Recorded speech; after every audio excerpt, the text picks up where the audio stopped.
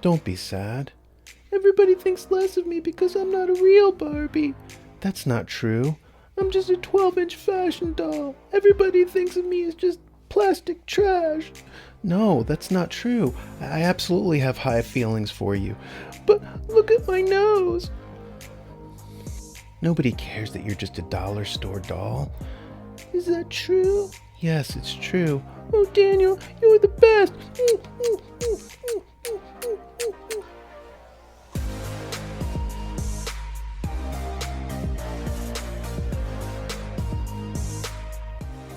I was on Reddit, and someone asked, food in America compared to the UK, why is it so different?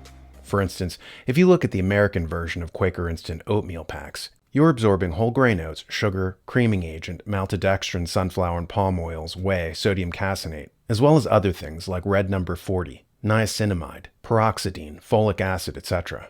While the British version just has rolled oats, sugared, freeze-dried fruits. The American version is chock full of chemicals, which is true of all the other products, such as Heinz ketchup, Mountain Dew, Doritos, and so forth.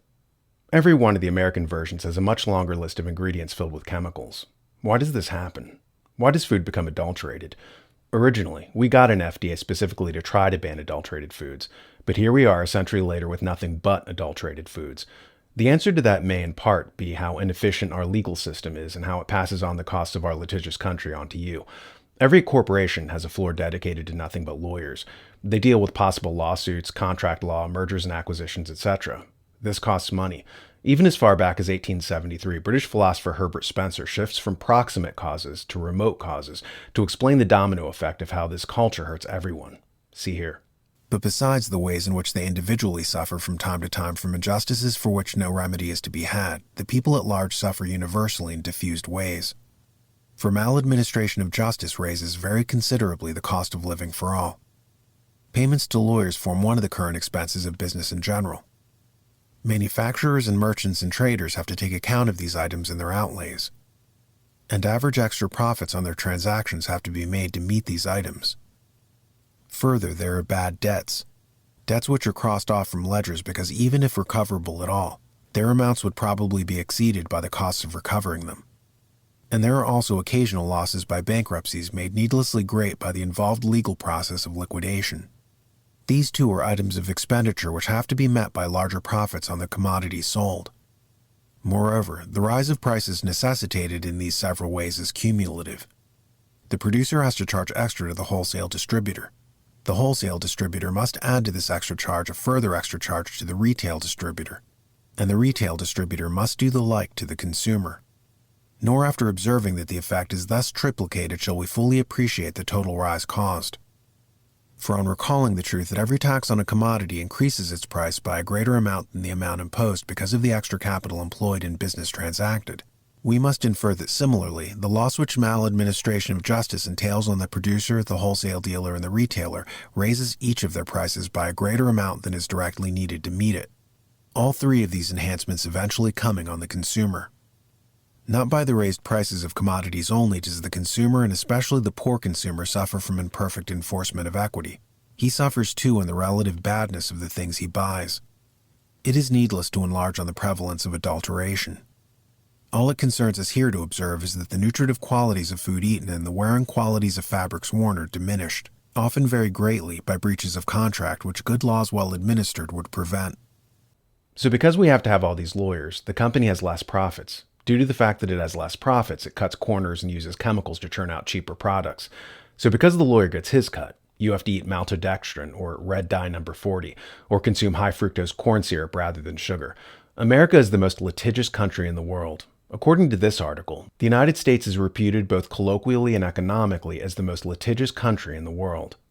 This is a reputation based on the number of dollars spent annually on lawsuits. It has been reported that the United States spends approximately $310 billion and 2.2% of its GDP on lawsuits. This translates to approximately $1,000 per citizen on civil lawsuits alone. Some of those damages go to victims, and others go to legal costs that are typically awarded to the party with the successful motion. These layers of bureaucracy cost money, and because corporations have less money to work with, they cut quality on the end product.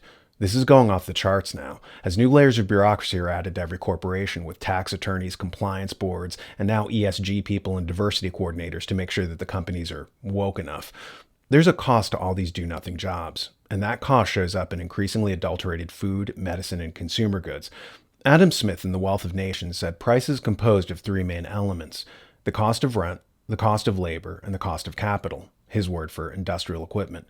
But now synthetically added to these costs are new costs for legal departments, OSHA compliance officers, ESG facilitators, etc. You're eating insects now because conglomerates are finding it harder and harder to turn a profit due to all these new layers of bureaucracy. You're getting ill due to frankenwheat and GMOs, as Dr. Seralini's studies suggest, or getting neurological illnesses due to all the pesticides because of some phony baloney job being taken up in a corporation by a diversity coordinator. There's a cost to corruption, and our health is one of those costs. But most people don't make the connection because, as I said earlier, they're trained to only see proximate causes and not remote causes. They pay attention to the symptoms and not the underlying disease. We're getting sick as a society, and that direct physical illness is tied to deeper legal and structural problems that are caused by bad government. As you know, The New American has partnered with a platform called Locals recently. It's a for-pay platform where fans can help support the show for like $5. Think of it like seeing a street musician and throwing a few coins in his cup. Besides, if you sign up, I can stop selling my bootleg merch, like the Daniel Natal urinal cake. That was an even worse seller than the Daniel Natal in action figure. Turns out that kids didn't exactly care to see Daniel engaging in an action as he surfs the web, or engaging in an action as he watches TV. These were not big sellers. Embarrassingly, focus groups determined that the in-action figure in particular did slightly better when rebranded as the Daniel Natal Voodoo Doll.